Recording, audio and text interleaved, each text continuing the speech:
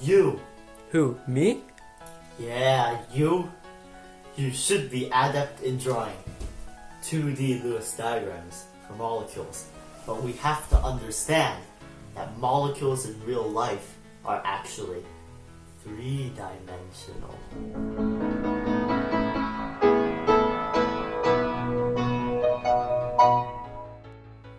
In this episode of Tea Talks with Tianzi, Eddie, and Andrew, we will be learning about the three-dimensional models of molecules. And to do that, we need to understand electron domain geometry and how it correlates with VSEPR. So the whole idea of drawing three-dimensional compounds revolves around VSEPR, valence, shell, electron, pair, repulsion theory. It may look very intimidating, but it's actually quite simple. The theory outlines a position in which covalent molecules minimize repulsion between electrons. Let us use an analogy. We have Andrew and Eddie, who are negative electron regions, and they don't like each other.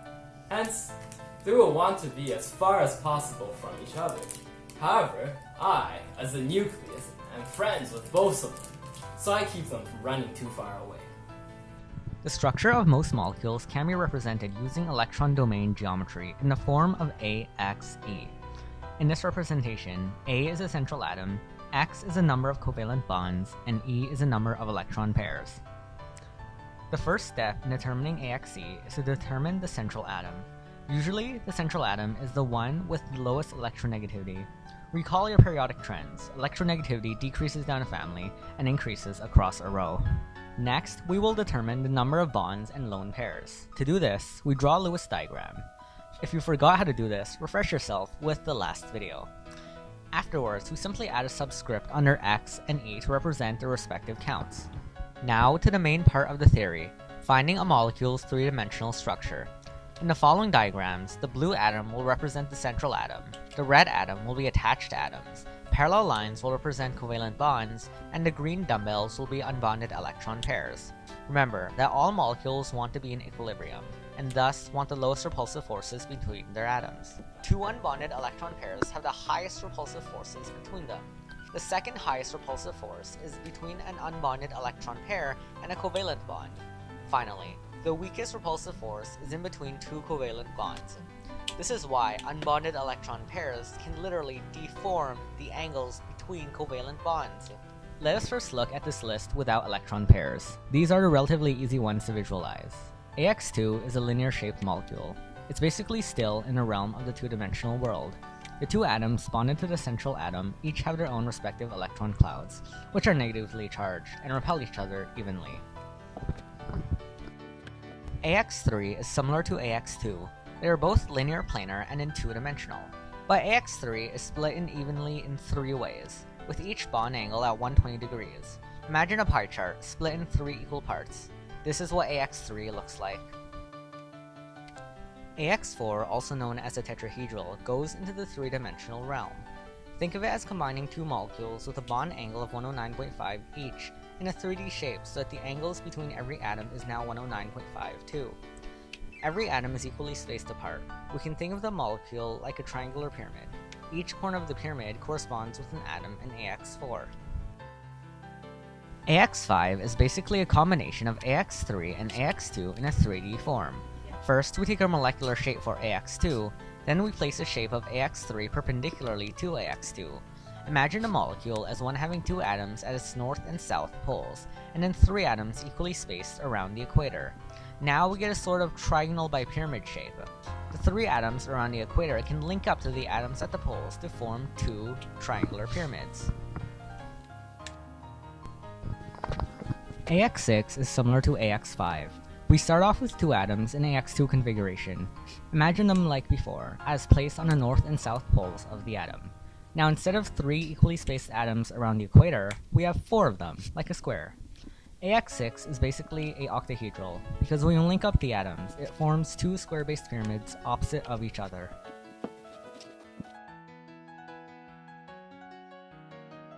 This is a shape similar to AX3. However, instead of having 3 covalent bonds, there are 2 covalent bonds, and 1 pair of lone electrons. As a result, its structure is bent with a bond angle of 114.5 degrees. You may wonder, why is the bond angle smaller than that of AX3? This is because lone pairs repel more than covalent bonds. Lone electron pairs repel electrons more strongly because they are closer to the nucleus than covalent bonds. AX2E2. This structure contains 2 covalent bonds and 2 lone pairs of electrons. You may think about this shape in terms of a tetrahedral without 2 of the vertices. The bond angle is 104.5 degrees, which is slightly less than that of AX4 because the lone pairs repel more. Finally, AX3E. This is a tetrahedral structure without 1 vertice or covalent bond, which is replaced by a lone electron pair. It forms a trigonal pyramidal shape. AX2E3. This variation of AX5 is a linear one. The 2 atoms are linearly spaced as the 3 electron pairs repel the 2 atoms equally and are arranged in an AX3 pattern perpendicular to the 2 atoms. AX3E2. This variation is called the T shape. Remember how AX5 is composed of AX3 and AX2? Well, the electron pairs occupy 2 of the AX3 atoms, but the repulsive forces are stronger than normal, so the 2 AX2 atoms are now no longer linear. In fact, the angle between the pole atoms are pushed from being perpendicular at 90 degrees to the AX3 atoms to being only 87 degrees relative to each other. AX4E, this variation is called the seesaw shape. In this case, the electron pair replaces 1 atom of the AX3 atom. The angle between the 2 remaining AX3 shaped atoms is 101.6 degrees. AX4E2. AX4E2 is similar to AX6 since it has 6 components, but 2 electron pairs on the north and south poles balance out their charges. The rest form a 90-degree angle with each other on the x-axis, resulting in a tetrahedral planar shape. AX5E has a similar shape to AX6, except that there is an electron pair instead of a covalent bond in the molecule. This electron pair repulses the electron in the covalent bonds away, so the bond angle that was originally 90 degrees is now slightly less than 90 degrees. But since it's only 1 electron pair against 5 covalent bonds, the bond angles will only be slightly less. Okay, you ask, why does this matter? Well, once you know the 3D structure of a molecule, you will be able to roughly predict certain properties such as polarity, dissolvability, attraction, freezing point, melting point, boiling point, and on and on and on. That is, you will be able to compare molecules with different structures. Given the electron domain geometry and the shape of the molecule, we can figure out if a molecule is polar or non-polar. Molecular polarity primarily depends on 2 things: bond polarity and the shape of the molecule. A molecule is polar when there is uneven distribution of charge within the molecule. So one end of the molecule may have a dipole moment and be slightly more positive, and the other end more negative. We can determine the distribution of charge by looking at an atom's electronegativity. For example, in the molecule cyanate, oxygen has a higher electronegativity than nitrogen. Therefore, it will have a larger pull on the shared electrons.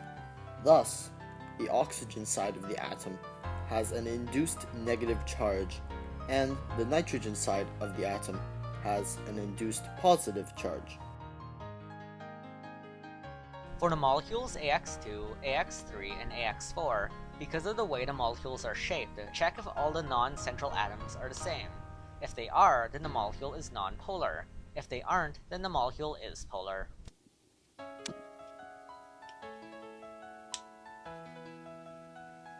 Here's a list of different types of planar AX2 and AX3 molecules that will be useful later on in determining the polarity of AX5 and AX6. For AX5 and AX6, the atom is split into 2 distinct sections. We'll split these and call them the vertical and horizontal components.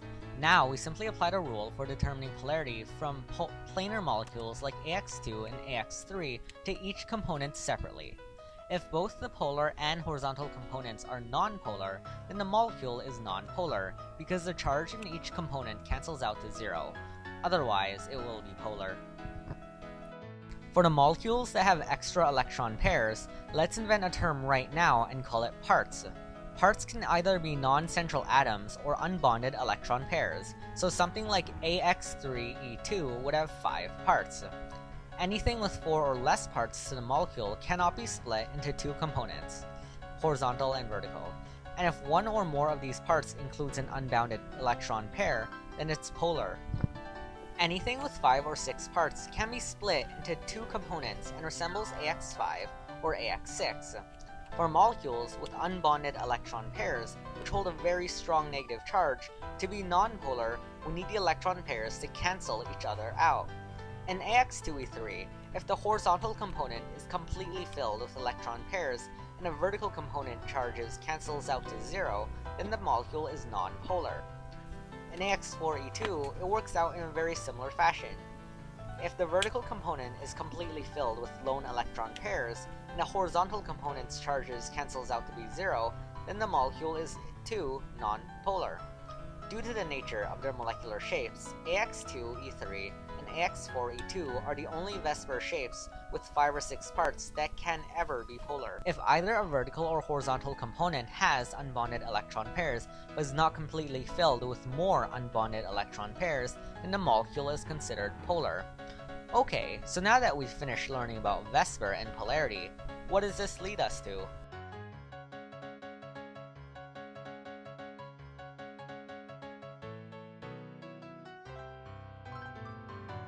Formal charge is a procedure by which chemists can find the charge at a particular point of a molecule. If all atoms have equal electronegativity, then the formal charge will be zero. Otherwise, the formal charge can be calculated with the following formula. Formal charge equals number of valence electrons in a neutral atom minus number of non-bonding electrons plus half of the bonding electrons. When there is a separation in the molecule, it takes energy. Thus, we want the lowest separation of charges, and hence, the lowest formal charge will create the most stable Lewis structure. But what does each element within our formal charge formula mean? Take, for example, this bonded oxygen atom in H2O. To find the number of valence electrons in oxygen, we simply consult the periodic table to find the number of electrons in the valence shell. To find the number of non-bonding electrons, we simply count the number of lone electrons represented by dots on the diagram. To obtain the number of bonding electrons, we simply count the number of bonds formed by oxygen multiplied by 2, but we also have to divide it by 2 again according to the formula.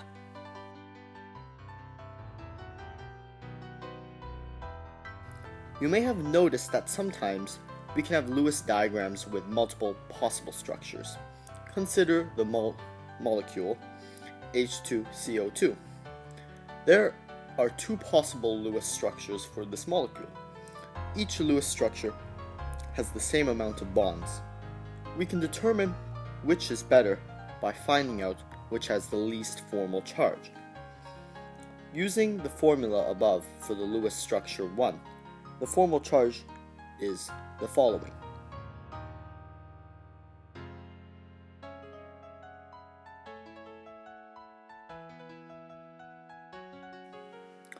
Using the formula above for this Lewis structure 2, the formal charge is the following.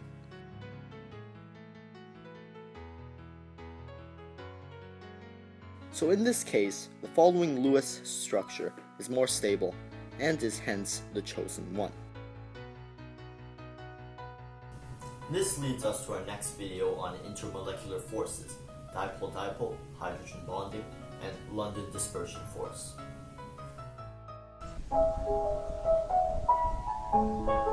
Paul's Chem videos are filmed here in Ottawa, and it's made possible by the support of our sponsor, Miss Paul, a long-standing chemistry teacher at Kirnby Secondary School adored by her students. We hope you enjoyed our video. Remember to leave a like, and if you can't, thank you for watching anyways.